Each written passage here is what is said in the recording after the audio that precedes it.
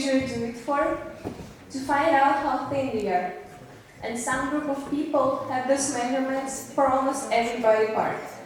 This group of people that I'm talking about are people who are suffering with eating disorders. Every 60-second minute, a person dies because of eating disorder. And it can be mine, yours, or your sibling, 60-second minute. Eating disorder, shortly called ED, includes anorexia, bulimia, orthorexia, and binge eating. Not a lot of people know what it is, because in our society, this theme is quite a taboo, but I will explain it later. To start, usually eating disorder develops during our puberty. We start to care about how we look, how a certain haircut can make our forehead bigger, or how many fat we have in our tummies. And sometimes it goes too far. Let me tell you a funny statistic for me that almost 12% of dancers suffer with eating disorder. And I was one of those dancers. About 4 years ago, during, again, my puberty, I started to care about how I look.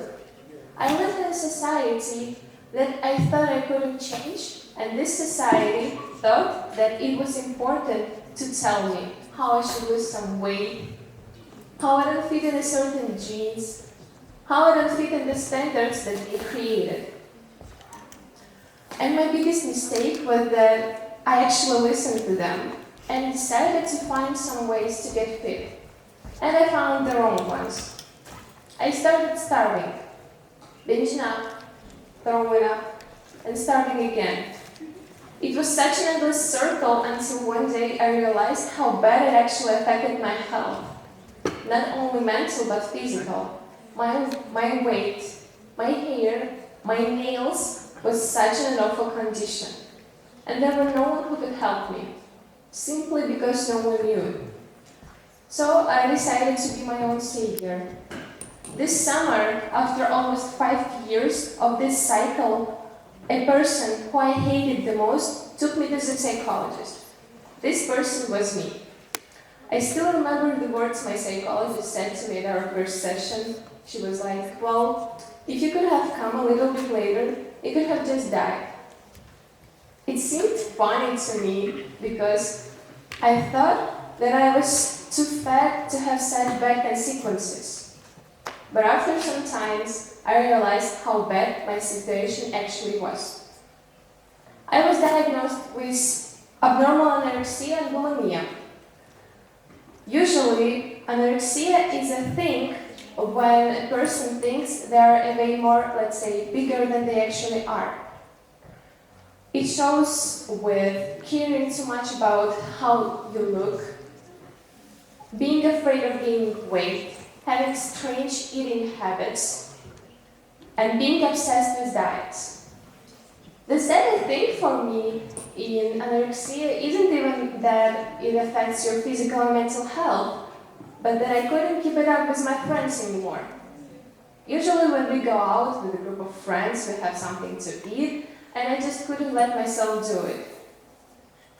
I viewed every single meal not as pleasant dish, but as number of calories that I will gain if I eat it. So for me, it was better to stay at home and avoid those meetings as much as I can than simply enjoy my time. One thing led to another, and then an idea sprang to my mind. What if I will get rid of this food immediately after I eat it?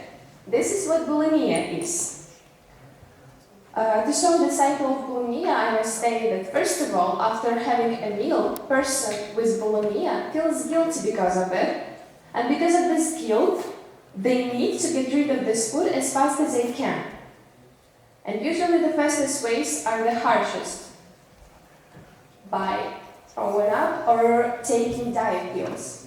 Can you even imagine how bad it is for our immune system and for our stomach in general, which actually burns themselves out and couldn't digest food anymore in the end?